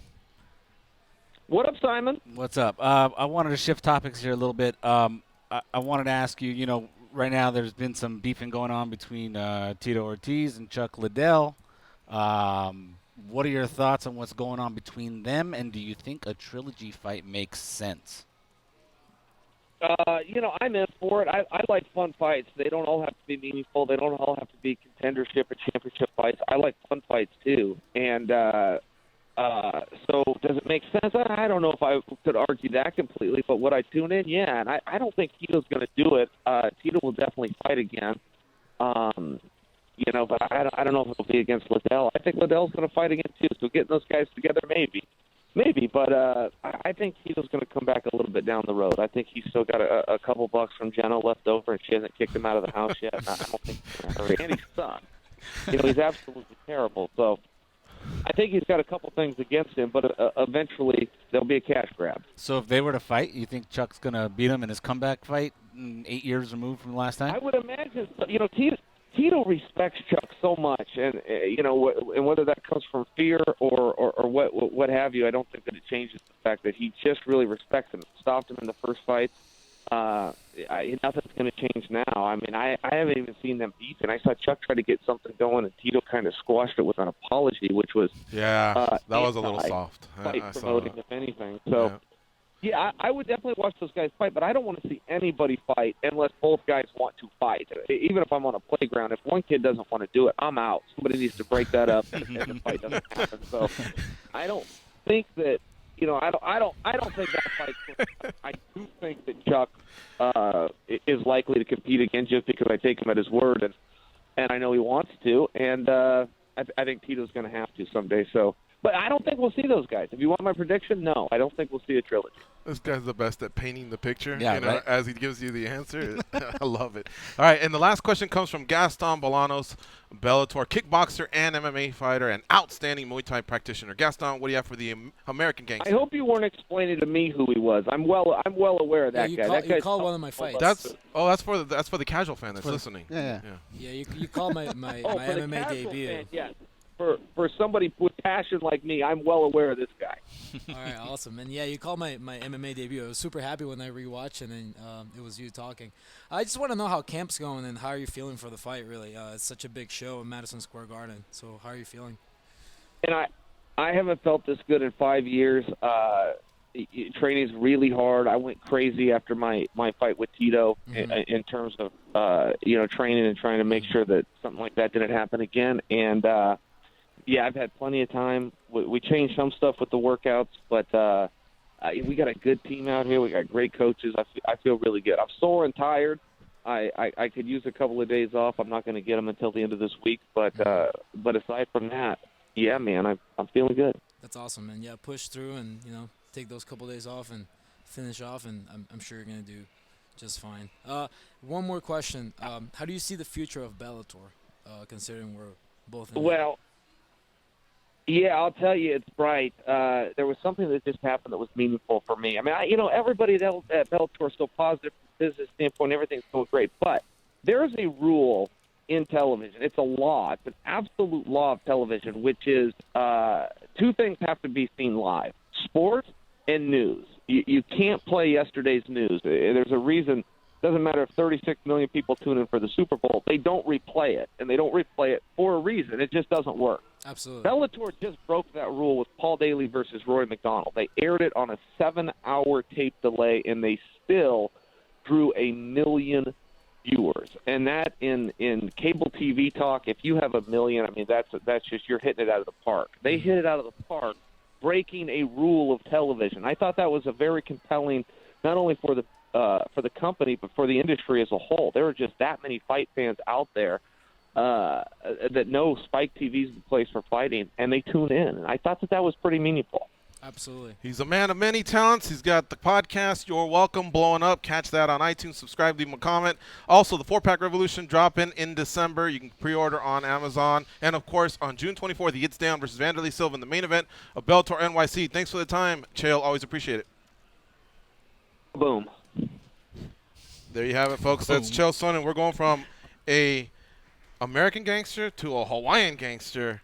UFC featherweight Max Holloway joining us now. What's up, Max? How you doing? Doing good. What's up? What's up, man? You said it. You were in our studio and you said it. You were going to grab the title. A few eyebrows were raised. Are you sure? There's a lot of people to go through, and then you got the great Jose Aldo waiting for you, but you fucking did it, man. Props to you. Congrats. Thank you, man. Thank you. I've been telling you guys, man, hard work, dedication, prayers of belief, and a great team, man. We're all here working, man. I was working in silence, I've been telling everybody. Everybody's like, where did this come from? I'm like, you guys wasn't covering me. I've been here right the whole time. You guys wasn't doing your guys' job. I was doing my job, but you guys wasn't doing your guys' job. But we're here now, so I'm grateful, man. Well, here's the thing. You said it, and you said it about 6 months ago. But if anybody, like you said, if anybody was covering you, you were already gunning for Jose Aldo about 2 years ago is when you really started talking not only that you would beat your next opponent, but that you would get that title from Jose Aldo. So this has been like an ongoing thing here for the last couple years. It just all came together, 10 days ago. Yeah, it's like I said, it's always one step at a time. Whoever's in front of me at the moment is who I'm always focused on, But at the end of the day, if you're not trying to fight for the belt or you're not trying to be the best in your division, then why are you trying? I said in my interviews in the lead up to the fight, I'm not trying to be a guy in the crowd. I'm trying to stick out like a sore thumb, and I want to be the best. I want to leave a legacy. I want people when I'm done 20, 30 years from now be talking about me and be like, man, that was one of the greatest of all time. So, I just had to put in the work. I believe in myself. Like I said, it wasn't 2 years ago I was looking at Aldo. I was looking at him since I was 17 years old. Just so happened I'm 25 and he's still at the top of the game. And it was a crazy experience that I got to fight a guy like him. I said it before. Train till your idols become your rivals, and there it is. I got to fight one of the guys I looked up to and wanted to go to the sport, and things just went my way that night. Max Holloway, our guest here on MMAjunkie Radio. He's the new UFC featherweight champ. Goes, what do you have for the champ?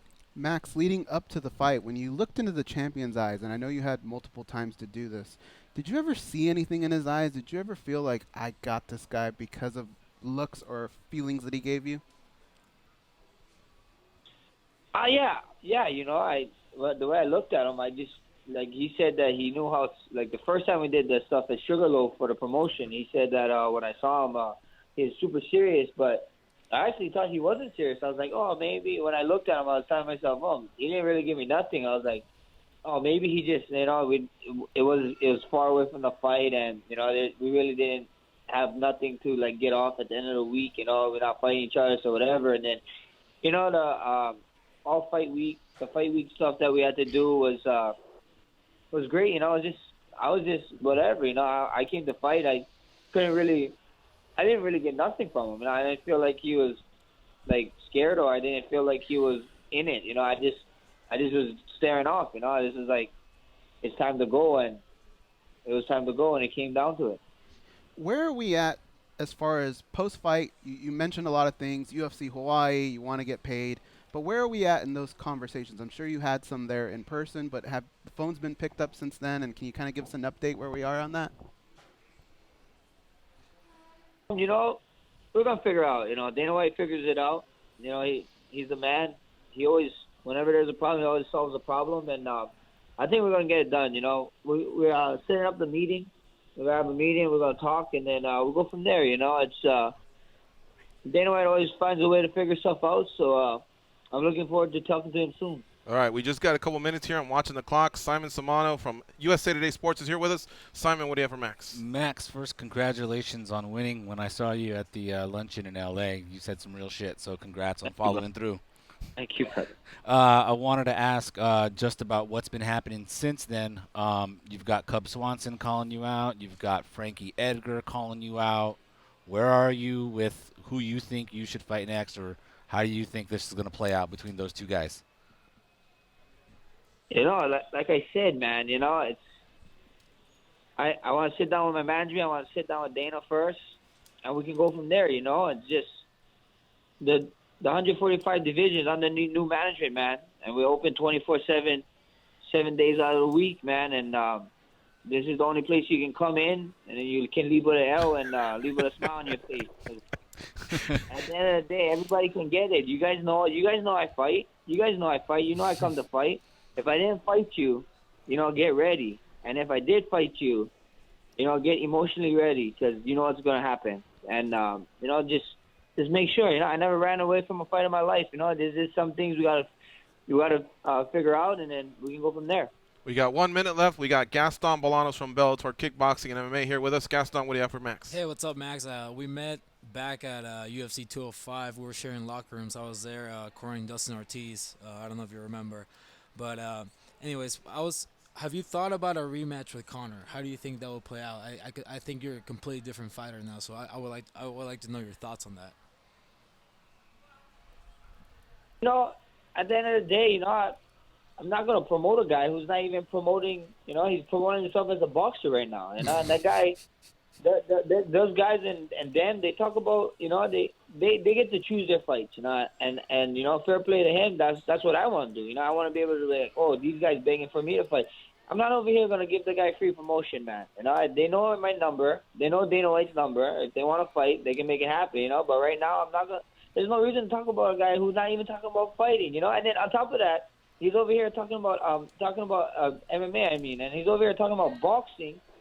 I got a question to ask you guys. Anybody who can hear me right now, I'll ask you guys right now. Do you guys see? Would you guys come back to MMA after making 50 or 75 mil, whatever mil he's gonna make? No, we probably would not. I think exactly. I can sum it up.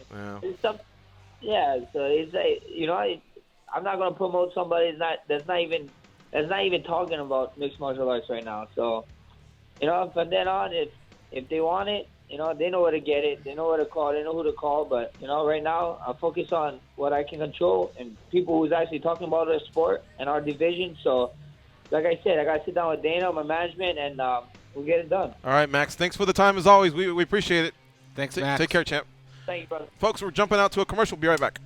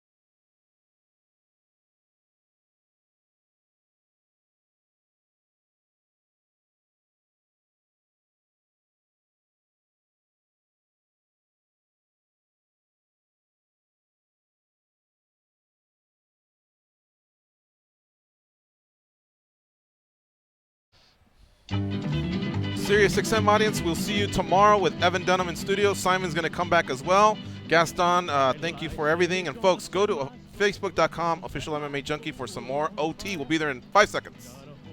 Money that's ready to burn, so get those stakes up higher. There's 1,000 pretty women waiting out there.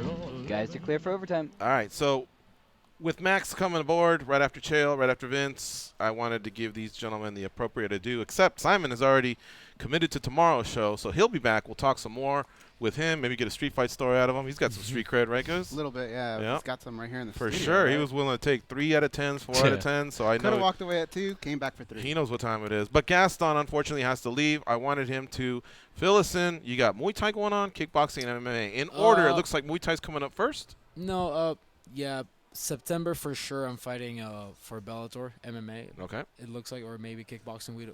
I don't know what kind of show it's gonna be. It's gonna be in San Jose for sure, though. Okay. Which is my hometown, pretty much. So, and then hopefully close out the year with kickboxing. And then I'm always training, so I'm trying to get busy before September. So hopefully that works out.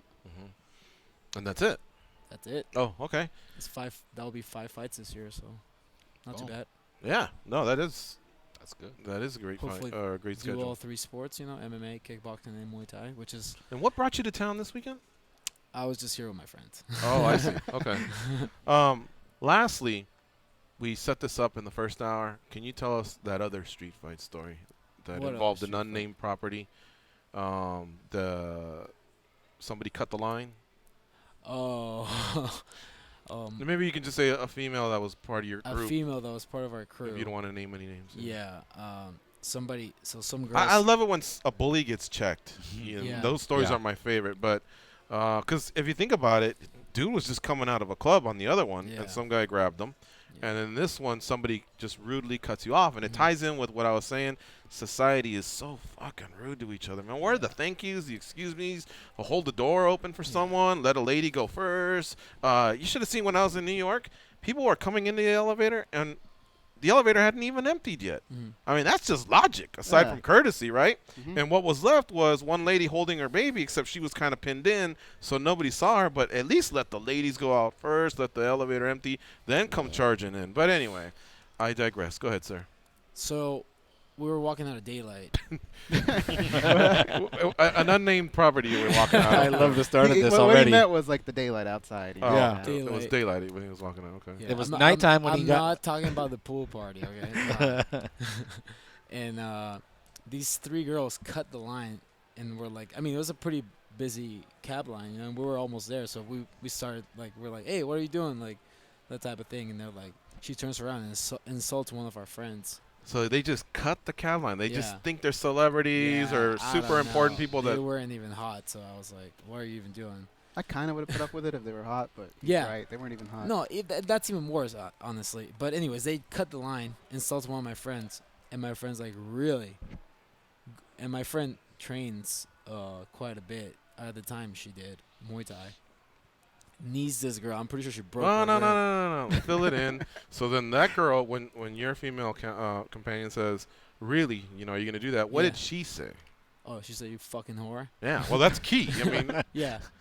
And then kneed my friend first, but it was like like a silly knee that she was like, okay. Oh, that girl actually fought first. Okay. Yeah, and then she grabs her, knees her properly, like a solid knee. She drops and grabs the friend and elbows her, and that's it. Wow. That's gangster. I wish I would man. have That seen is. that. I know. There's no YouTube or nothing. 3 No. girls get cut off. No. It's not on a cell phone. It's not on a cell phone. I think actually I stopped and recorded it, but I have to look through my computer. If I have it, I'll send it to you. I'd love to see that Yeah. one. Yeah, you got my word. It won't go Yeah. further than me. No, It yeah, I goes believe you. I and believe you. I Simon believe and you. a few other Oh. people. Yeah. No, I'm just kidding. Oh. It was it was quite an event. So once again, she kneed the one that called her a fucking whore. Yeah. And then And I'm did you pretty say sure she another broke friend her got rib. elbowed, so she Yeah. took out 2. Yeah.